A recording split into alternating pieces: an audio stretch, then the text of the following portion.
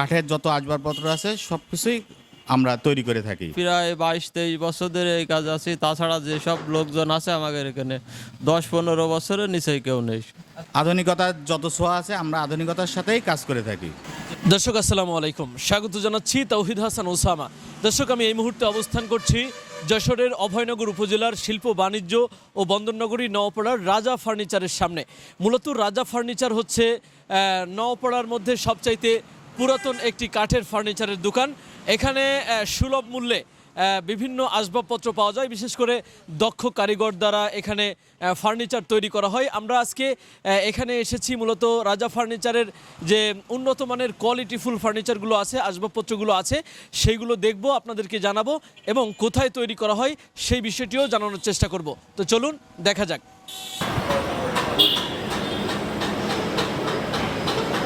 দর্শক, আমরা এই মুহূর্তে কিন্তু অবস্থান করছি রাজা ফার্নিচারের ভেতরে এবং ডিসপ্লে করে রাখা হয়েছে বিভিন্ন ধরনের আসবাবপত্র। এর মধ্যে রয়েছে পালং রয়েছে, সোফা রয়েছে, ওয়ার্ড্রপ রয়েছে, রয়েছে ড্রেসিং টেবিল এবং ডাইনিং টেবিল আমরা দেখতে পাচ্ছি আমাদের সামনে। তো মূলত এই রাজা ফার্নিচারের যেই আসবাবপত্রগুলো তৈরি করে তারা খুবই মানসম্মত কোয়ালিটিফুল আসবাবপত্রই তৈরি করে থাকে দক্ষ কারিগর দিয়ে। আমরা সেই বিষয়টি নিয়েও কথা বলবো রাজা ফার্নিচারের যিনি স্বত্বাধিকারী আছেন, রাজা ভাই। ভাই, আপনি আমাদেরকে একটু জানাবেন আপনাদের এখানে মূলত কি কি পাওয়া যায় এবং এগুলোর মান কেমন, একটু সরে আসবেন। আসসালামু আলাইকুম। যে আমাদের রাজা ফার্নিচারে পাওয়া যায় আলমারি, খাট, dressing table, showcase, wardrobe, dining, দরজা, জানলা, সমস্ত কিছুই কাঠের যত আসবাবপত্র আছে সব কিছুই আমরা তৈরি করে থাকি। এবং আমরা দীর্ঘ 57 বছর ধরে এই প্রতিষ্ঠানটা পরিচালনা করতেছি। আমার আব্বু আগে স্বত্বাধিকারী ছিল, তিনি মারা যাওয়ার পরে আমি এই প্রতিষ্ঠানটা পরিচালনা করতেছি। আচ্ছা, আমরা দেখেছি দীর্ঘ 57 বছর ধরে আপনারা এই যে প্রতিষ্ঠান চালু করেছেন, মানুষের আস্থার জায়গাটা আপনাদের প্রতি আছে আমরা যতটুকু জানি। তা না হলে এই যে 57 বছর অতিক্রম করা এটা খুবই কঠিন কাজ। তো সেক্ষেত্রে মানুষের যে আস্থা এবং ভরসার জায়গা সেটি আপনারা তৈরি করেছেন। তো এক্ষেত্রে কাস্টমার যদি আপনাদের এখান থেকে পণ্য ক্রয় করে তাহলে তারা কতটুকু লাভবান হবে?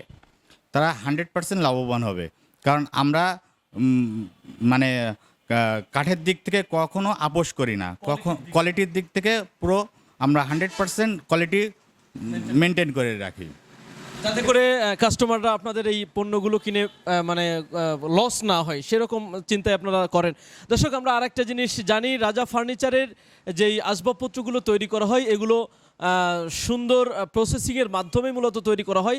এখন যেহেতু বোর্ডের মার্কেট, অনেক বোর্ডের ফার্নিচার পাওয়া যায়, তবে কাঠের যেই জৌলুস বা কাঠের যেই ঐতিহ্যগত ব্যাপার সেটি কিন্তু এখনও রয়ে গেছে। যারা কাঠের ফার্নিচার কেনে তারা কিন্তু বোর্ডের ফার্নিচার পছন্দ করে না। সেক্ষেত্রে রাজা ফার্নিচার হতে পারে আপনার জন্য একটি আকর্ষণীয় জায়গা, যেখানে এসে আপনি অত্যন্ত সুলভ মূল্যে এবং দক্ষ কারিগরের হাতের তৈরি ডিজাইন সব কিছু মিলিয়ে একটি সুন্দর আসবাবপত্র আপনারা এখান থেকে পেতে পারেন। আমি আপনার কাছ থেকে আরেকটু জানতে চাই, আপনাদের যেই মিস্ত্রিগুলো আছে তারা কি দক্ষ নাকি অদক্ষ, আর তাদের কাজের মান কেমন? আমাদের মিস্ত্রিগুলোর কাজের বয়স এক একজনের 15 বছর, 20 বছর এরকম সব কাজের বয়স। আর দক্ষ কারিগর দ্বারাই আমরা তৈরি করে থাকি এবং ডিজিটাল মেশিন দ্বারা দরজা, জানলা সব কিছুই তৈরি করে থাকি। আধুনিকতার যত ছোঁয়া আছে আমরা আধুনিকতার সাথেই কাজ করে থাকি। অনেক ধন্যবাদ। দর্শক, আমরা শুনছিলাম মূলত রাজা ফার্নিচার আধুনিক সরঞ্জাম দিয়ে আধুনিকতার ছোঁয়ায় যেভাবে একটি ফার্নিচার তৈরি করলে ঘরের সৌন্দর্য বৃদ্ধি পায় সেভাবেই তারা তৈরি করে থাকেন। তবে আমরা এতক্ষণ ধরে ছিলাম রাজা ফার্নিচারের যে শোরুম নওপাড়া যশোর খুলনা মহাসড়কের নওপাড়া পীরবাড়ি সংলগ্ন রাজা ফার্নিচারের শোরুমে। তো আমরা এখন একটু ফ্যাক্টরিতে যাব এবং সেখানকার পরিবেশটিও আপনাদের সাথে শেয়ার করব।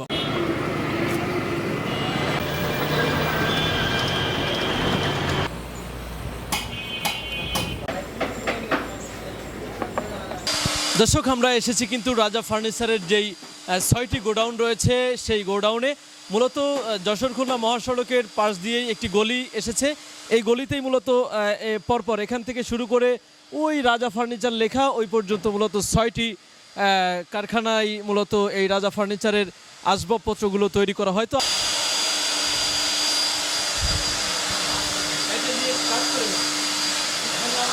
দর্শক, রাজা ফার্নিচারের যে সমস্ত দক্ষ কারিগর রয়েছে তারা কিন্তু তাদের হাতের নিপুণ ছোঁয়ায় তৈরি করছে এক একটি আসবাবপত্র। তো আমরা একটু কথা বলতে চাই যারা কারিগর রয়েছেন। আচ্ছা, আমরা এর আগের যে ঘরটিতে ছিলাম সেখানে দেখছিলাম স্বয়ংক্রিয় মেশিন দ্বারা কাঠের ডিজাইন করা হচ্ছিল। আর আপনারা এখানে কি করছেন, কয়টা সেক্টরে?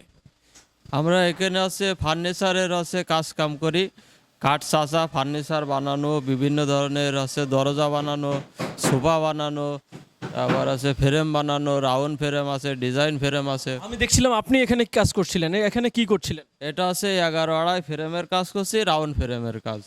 আচ্ছা, আর ওই পাশে যে কাঠ ছিল ওইটাকে কি কাজ বলা হয়? ওইটা আছে জয়েন্টার মেশিন, ওখানে কাটমাট চাচা সোলো করা হয়, জয়েন্ট মিলন হয়, এটা আছে কাটা হয়। আর ওই পাশে আছে সার্কুলার আছে জয়েন্ট দেওয়া হয়। আচ্ছা, আপনাদের এখানে কি সব ধরনের মেশিন আছে বা আধুনিক যন্ত্রপাতি আছে? আমাদের এখানে সব ধরনের আছে যন্ত্রপাতি আছে, আধুনিক যন্ত্রপাতি আছে, ওইটা এগুলো সব আছে উন্নত মানের যন্ত্রপাতি। কারিগর আপনারা যারা আছেন আপনারা কেমন দক্ষ, অর্থাৎ আপনি কত বছর ধরে এই ফার্নিচারের কাজের সাথে যুক্ত? তো আমিও অনেক বছর ধরে এই প্রায় 22-23 বছর ধরে এই কাজ আছি। তাছাড়া যেসব লোকজন আছে আমাদের এখানে 10-15 বছরের নিচেই কেউ নেই। আচ্ছা, সবাই মূলত দক্ষ কারিগর। দর্শক, দক্ষ কারিগরের হাতের নিপুণ ছোঁয়ায় মূলত তৈরি হয় রাজা ফার্নিচারের এক একটা আসবাবপত্র। তো আমরা সেই বিষয়টি আপনাদেরকে একটু দেখানোর চেষ্টা করলাম। আমরা একটু আপনাদেরকে আরও একটু দেখাতে চাই। এই যে এই পাশে আমরা দেখতে পাচ্ছি কাঠ জোড়া দিয়ে ফার্নিচারের আকৃতি প্রদান করা হচ্ছে, সোফা বানানো হচ্ছে। দর্শক, দক্ষ কারিগরের হাতে একটি ফার্নিচার তৈরির পরে সবচাইতে গুরুত্বপূর্ণ যে বিষয়টি সেটি হচ্ছে ফিনিশিং।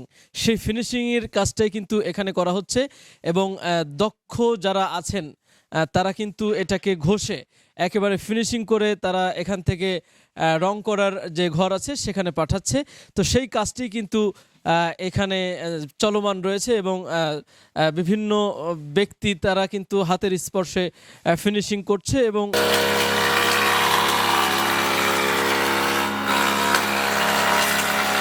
দর্শক, কাঠ শুকানো একটা অন্যতম কাজ ফার্নিচার বানানোর ক্ষেত্রে। যদি কাঠ ভিজা থাকে আর সেই ভিজা কাঠ দিয়ে যদি ফার্নিচার তৈরি করা হয় তাহলে অল্প দিনের মধ্যে সেই ফার্নিচার নষ্ট হওয়ার সমূহ সম্ভাবনা থাকে। তো আমরা দেখতে পাচ্ছি এখানে সারি যে কাঠগুলো রয়েছে সেই সারি কাঠগুলো দিয়ে দরজার ফ্রেম বানানোর পরে কিন্তু শুকানো হচ্ছে। পর্যাপ্ত শুকানোর পরেই মূলত রং করা হবে। আমরা এখন যাব কোথায় রং করে সেই বিষয়টি দেখার জন্য। দর্শক, কাঠ কাটা থেকে শুরু করে ডিজাইন এবং ঘষা মাজা, তারপর আসে কিন্তু রং করার এই ঘরে। এখান থেকেই মূলত ফিনিশিং করা হয় এবং রং করা হয়। রং করে এখান থেকেই চলে যায় শোরুমে এবং শোরুম থেকে চলে যায় ক্রেতার বাড়িতে, ড্রয়িং রুমে কিংবা বেডরুমে। সেখানে সৌন্দর্য ছড়ায় এবং হাতের এই নিখুঁত যে কারুকাজ সেটি কিন্তু সৌন্দর্য ছড়ায় বাড়ির এবং ঘরের সৌন্দর্য বৃদ্ধি করে।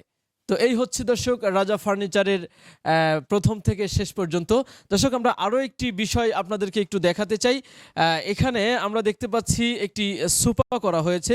তবে এই সোফা কিন্তু শুধু সোফাই নয়, এটি কিন্তু একটি শোবার বেডও। তো সেই বেডটা কিভাবে খুলতে হয় আমরা সেই বিষয়টি একটু দেখব, আপনি একটু দেখাবেন। এই যে দর্শক, এতক্ষণ ছিল কিন্তু এটি একটি সোফা, তবে এখন কিন্তু এটি শোয়ার জন্য একটি চমৎকার বেড। আমি আপনার কাছ থেকে একটু জানতে চাই। এটা সোফা কাম বেড। এটা হচ্ছে বেডরুমে রাখার জন্য। গেস্ট আসলে খাটের সংকটে তখন সোফা করে খাট করে নিবে। আচ্ছা, এটা কি নওপাড়ায় আর কেউ করেছে বা এটার প্রচলন আছে? এটা প্রচলন আছে নেটে। এটাকে দেখে আমরা নেট থেকে এটা বানাইছি, দেখে এটা তৈরি করছি আমাদের দক্ষ কারিগর দ্বারা।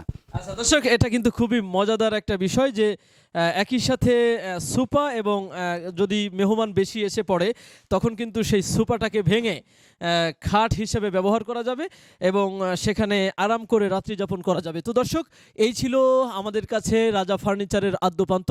আমরা প্রথম থেকে শেষ পর্যন্ত আপনাদের দেখানোর চেষ্টা করলাম কিভাবে এটি তৈরি করা হয় এবং কাস্টমারের কাছে অত্যন্ত দক্ষতার সাথে এবং কাস্টমারের কাছে অত্যন্ত বিশ্বস্ততার সাথে কিন্তু এই রাজা ফার্নিচারের এক একটা আসবাবপত্র পৌঁছে দেওয়া হয়। দর্শক, এই ছিল আজকের মতো। আবারও দেখা হচ্ছে অন্য কোনো ভিডিওতে। সেই পর্যন্ত সবাই ভালো থাকুন, সুস্থ থাকুন। আল্লাহ হাফেজ। আপনি কি শিশু ও কিডনি রোগের বিশেষজ্ঞ ডাক্তার খুঁজছেন? তাহলে আর দেরি না করে আজই যোগাযোগ করুন ইউনিক ডায়াগনস্টিক অ্যান্ড কনসালটেশন সেন্টারে। এখানে নিয়মিত রোগী দেখছেন ডাক্তার মোহাম্মদ আওরঙ্গজেব, গাজী প্লাজা, সরকারি হাসপাতাল রোড, নওপাড়া, অভয়নগর, যশোর।